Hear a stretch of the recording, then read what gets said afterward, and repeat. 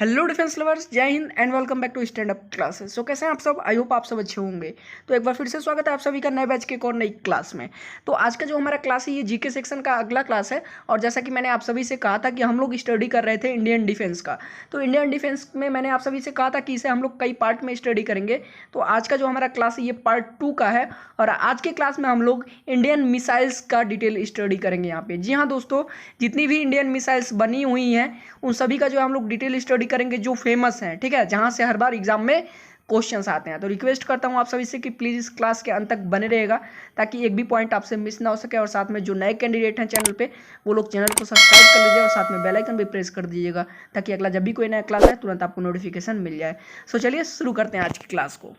तो दोस्तों आगे बढ़ के किसी भी मिसाइल के बारे में जानकारी प्राप्त करने से पहले सबसे पहले ये जान लीजिए कि भारत में मिसाइलों का निर्माण कब शुरू हुआ और किस कार्यक्रम के तहत शुरू हुआ और भारत में मिसाइलों का निर्माण करता कौन है।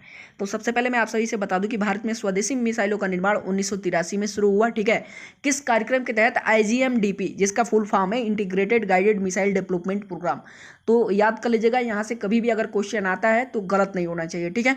याद कर लीजिए कि भारत में जो स्वदेशी मिसाइलों का निर्माण है वो 1983 में शुरू हुआ था।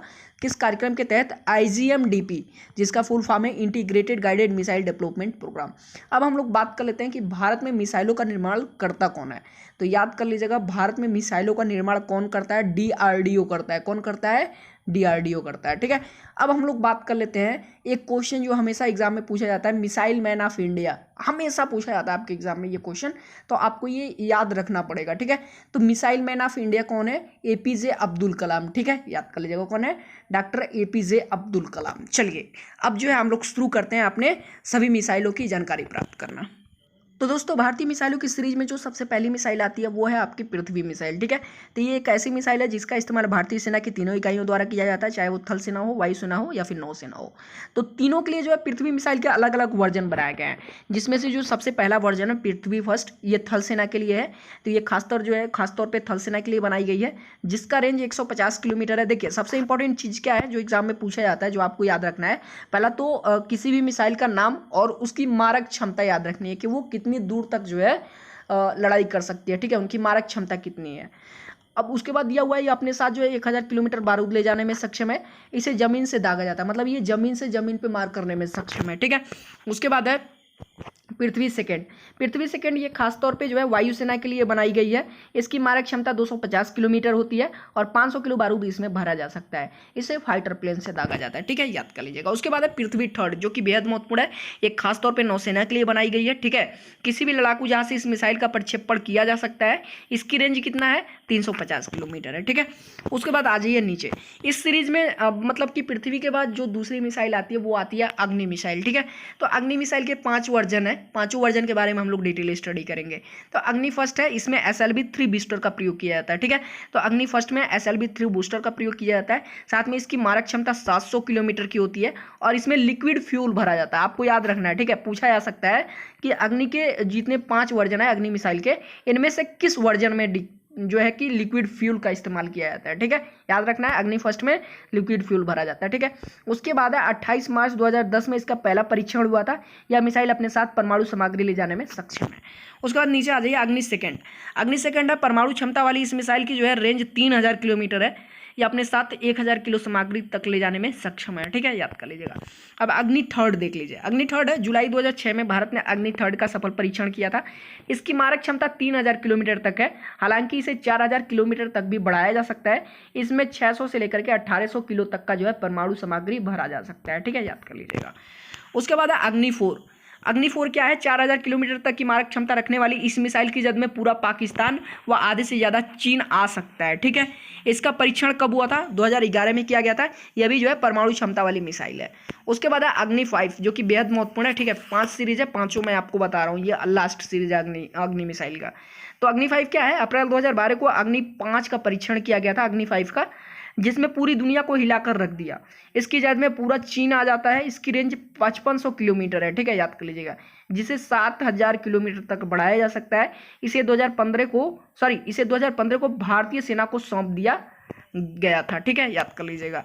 इसे कब सौंपा गया था भारतीय सेना को? 2015 में। चलिए अगला देख लेते हैं। तो अब जो अगली मिसाइल है जिसके बारे में हम लोग स्टडी करने वाले हैं वो है धनुष मिसाइल। यह मिसाइल असल में पृथ्वी-3 से बनी है, जो खास तौर से नौसेना में इस्तेमाल होती है। ठीक है, इसकी रेंज 250 से लेकर के 350 किलोमीटर है।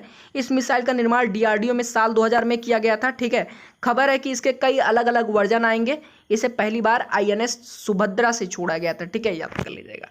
अब इसके बाद क्या है, सौर्य मिसाइल। ठीक है, सौर्य मिसाइल देख लीजिए। कम दूरी तक मार करने वाली यह मिसाइल भारतीय सेना के लिए बनाई गई है।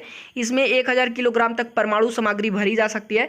इसकी रेंज 600 किलोमीटर है। ठीक है, याद कर लीजिएगा। चलिए, उसके बाद क्या है, सागरिका मिसाइल है। ठीक है, ये जो कि बेहद महत्वपूर्ण है आपके लिए। ये तो जो सागरिका मिसाइल है, सागरिका का मतलब होता है समुद्र से पैदा होने वाली। नाम से ही आप समझ गए होंगे कि यह नौसेना के लिए है। इस मिसाइल का प्रक्षेपण सीधे पनडुब्बी में किया जाता है। इसकी लंबाई 8.5 मीटर की है और 500 किलो तक बारूद इसमें ले जाने की जो है क्षमता है।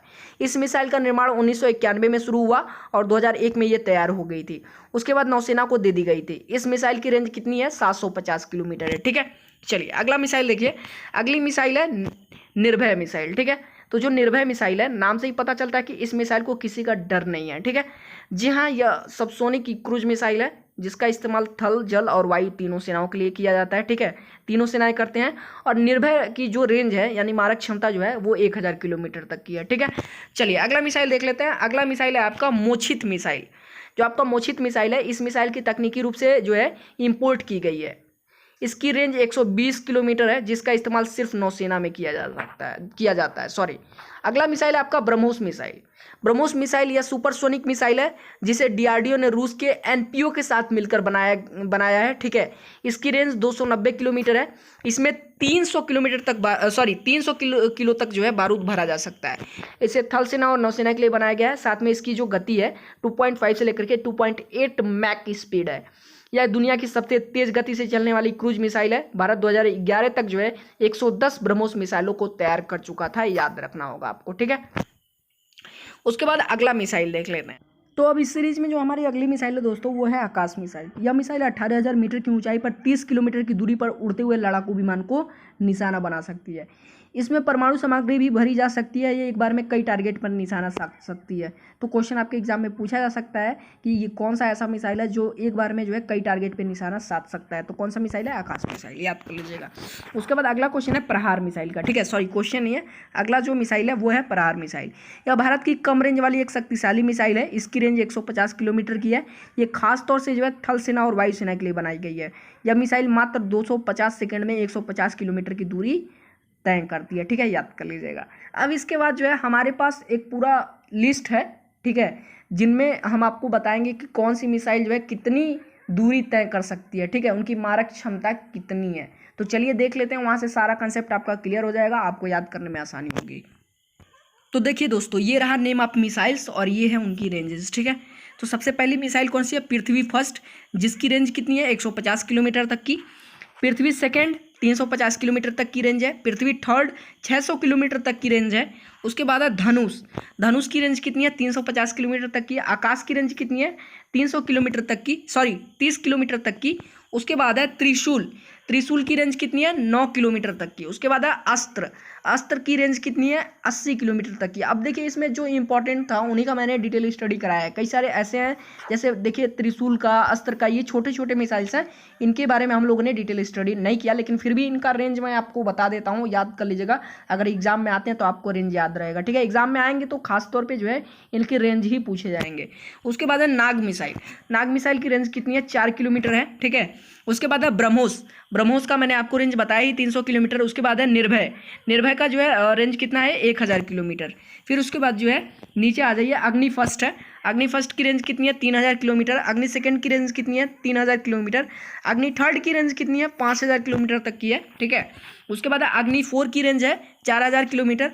अग्नि 5 की रेंज है 8000 किलोमीटर। उसके बाद है शौर्य रेंज। जो शौर्य मिसाइल है आपकी, इसकी रेंज है 190 किलोमीटर से लेकर के 700 किलोमीटर तक। उसके बाद है प्रहार। प्रहार मिसाइल की रेंज है 150 किलोमीटर। फिर उसके बाद है K4।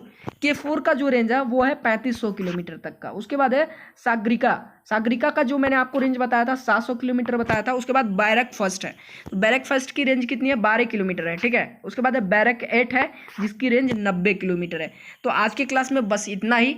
कैसा लगा आज की क्लास हमें कमेंट करके जरूर बताइएगा। वीडियो पसंद आया हो तो थम्स अप लाइक ज़रूर कीजिएगा और इस वीडियो को अपने फ्रेंड्स तक शेयर कर दीजिएगा ताकि ये वीडियो सबको मिल सके जो एग्ज़ाम की तैयारी करना है, उनकी एग्ज़ाम की तैयारी बेहतर हो सके। बाकी आप लोग अगर इसका PDF चाहिए आपको तो आप लोग टेलीग्राम और इंस्टाग्राम पे जाकर के इसका PDF ले लीजिएगा, वहाँ मैंने अपलोड कर दिया है। यदि अभी तक आपने हमें टेलीग्राम पे फॉलो नहीं किया है तो अभी जाइए वहाँ पे स्टैंड अप क्लासेस सर्च कीजिए, हमारा चैनल और ग्रुप दोनों आ जाएगा, फॉलो कीजिए और यहाँ पे उसका जो है PDF लेकर के पढ़िए। और जैसा कि मैंने आप सभी से कहा था कि आप लोग नोट बना लीजिएगा, ठीक है। तो सब कुछ का नोट बनाते हुए चलिएगा, देख लीजिए यहाँ पे सब कुछ मैं डिटेल स्टडी करा रहा हूँ सिलेबस वाइज, जो कि आपके एग्जाम के लिए सभी बेहद महत्वपूर्ण है। बाकी जो नए कैंडिडेट हैं चैनल को सब्सक्राइब करके साथ में बेल आइकन भी प्रेस कर दीजिएगा। मिलते हैं फिर नेक्स्ट वीडियो में, तब तक के लिए धन्यवाद।